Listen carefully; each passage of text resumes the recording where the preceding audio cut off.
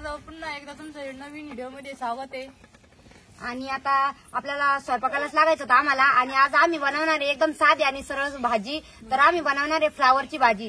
तर जास्त करून म्हणजे जास्त कोणाला आवडत नाही ही भाजी, कारण आपण जी रशाची भाजी करतो का तर ती जास्त आवडत नाही कोणाला. तर आम्ही आज अशी सगळ्यांना आवडेल अशी चटपटीत आणि एकदम मस्त अशी शंभूला पण आता भूक लागलेली आहे बघा. सगळे आलेले जेवायला. तर सगळ्यांचं चालू आहे पटकन भाजी करा. तर आम्ही त्यांच्या आवडीची म्हणजे पोरांसाठी अशी एकदम आवडणारी मस्त अशी चटपटीत फ्लावरची भाजी करणार आहे. तर आता आपण लगेच भाजीला करायला लागणार आहे. तर सरकवर सोनपापडी शंभू पैसे तर सरकणार.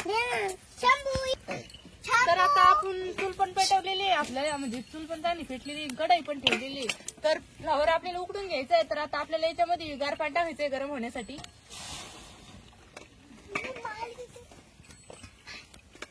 आणि आता आपण हे फ्लावर घेतलेला आहे. तर हा बघा थोडासाच घेतलेला आहे आणि एकदम मस्त असं आपल्याला कापून घ्यायचंय बारीक बारीक.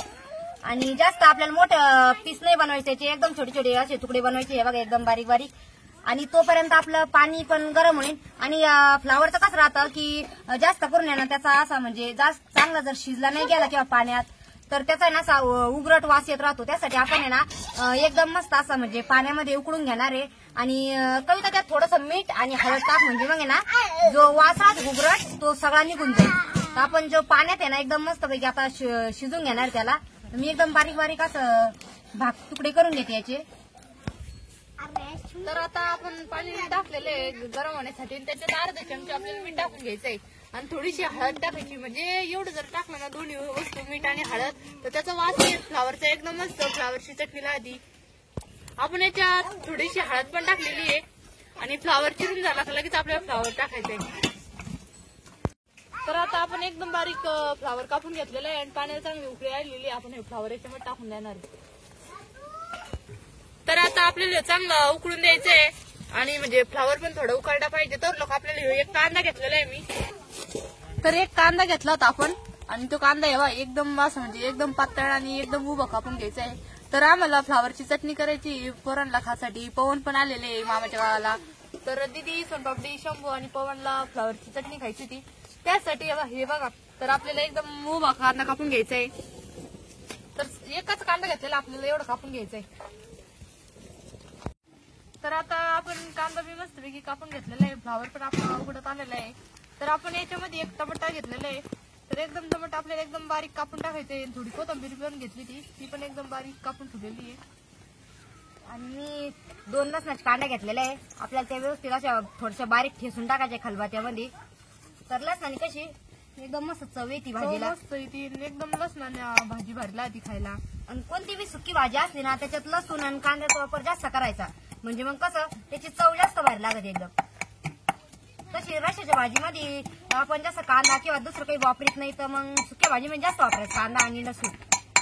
कशी चव एकदम बदलेल राहते त्याची. फ्लावर उकडला पाहिजे उकडला असं ना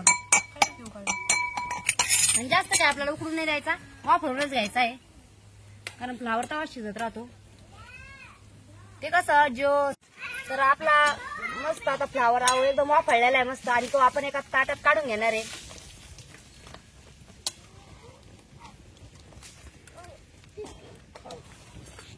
ती पाती घेऊ इकडे कविता. तर पाणी काढून घेऊ आपण सगळं. तर आता आपल्याला लगेच आता भाजी कांदा ते परतून घ्यायचा आहे. तर मी आता आपली कढई पण मस्त तापलेली आहे आणि आता त्यामध्ये कांदा टाकून दिलेला आहे आणि तो आता आपल्याला मस्त लालसर परतून घ्यायचा एकदम. आणि कांदा थोडासा उभा कापलेला आहे आपण, एकदम बारीक कांदा कापलेला नाहीये. फ्लावरच्या भाजीत एकदम मस्त असा उभा कांदा भारी लागतो. आणि थोडेसे कांदा गरम झाला का मग आपण त्यानंतर त्याच्यात तेल टाकून घेणार थोडस.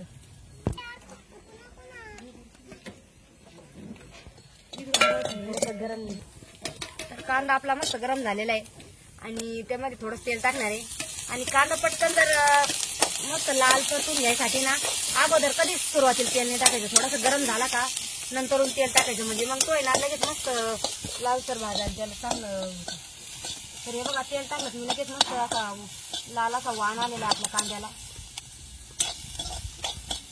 आणि आपण तर आपला कांदा मस्त परतलेला आहे. कांदा आपल्याला एक साईडला काढून घ्यायचा आहे आणि आपल्याला थोडंसं तेल टाकायचं आहे.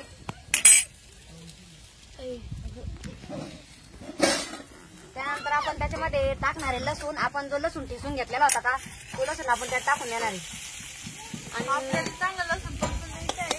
त्याचा कच्चापणा पूर्ण जाऊन द्यायचा. आणि त्यानंतर आपण त्याच्यामध्ये जिरे आणि मोहरी टाकून घेणार आहे.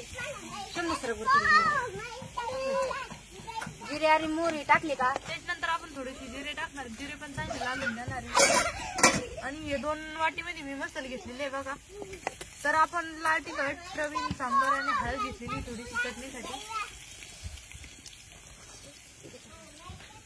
तर आपण तर घरगुतीच आपण सगळे मसाले मसाले टाकलेले आहे आता. घरात जे आपण जे रोज डेली वापरतो तेच मसाले, आपण काही बाहेरून नवीन आणले नाहीये. तर आता याच्यामध्ये कोथिंबीर आणि कढीपत्ता मिक्स करून आपल्याला चांगलं परतून घ्यायचं आहे.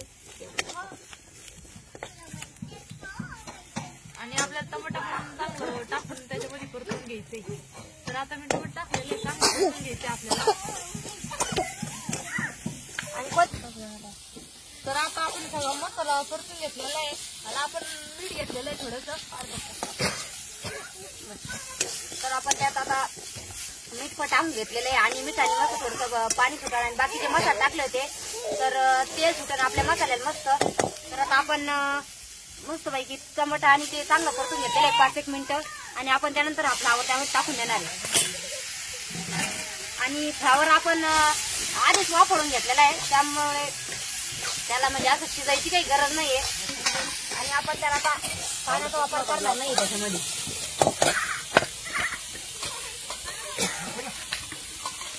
तर बघा आपला फ्लावर किती मस्त दिसायला झालेला आहे. आणि तो आता 2 मिनिटं आपल्याला परतून घ्यायचा आहे. आणि त्यात पाण्याचा वापर करायचा नाही का, आपण अगोदर तो वापरून घेतलेला आहे मस्त. तर कोणती भाजी असली ना, बटाट्याची भाजी किंवा वांग्याची, टमाट्याची, तर ती जास्त करून सगळे आवडीने खातात. पण फ्लावरची अशी भाजी कधी जास्त करून साधी सोपी तर साध्या पद्धतीने केली तर कोणी खात नाही. तर अशा पद्धतीने जर भाजी केली ना तर एकदम मस्त अशी चटपटीत आणि झणझणीत भाजी लागते. तर मुलांसाठी ती एकदम मस्त लागते, एकदम अशी भारी. तर बघा आपली मस्त अशी फ्लावरची भाजी झालेली आता. तर आता आपली एकदम फ्लावरची कोरडी भाजी झालेली मस्तपैकी आणि दिसायला पण किती भारी पहा सुंदर.